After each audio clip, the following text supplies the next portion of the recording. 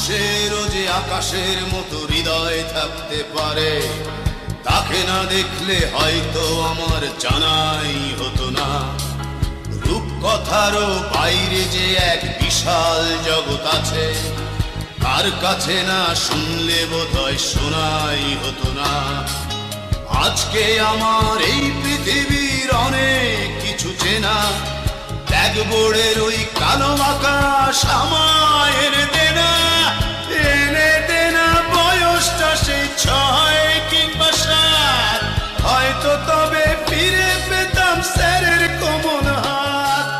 সালাম জানাই সহস্রবার আমার তিনি গুরু, তার কাছেই হয়েছিল শিক্ষা জীবন শুরু।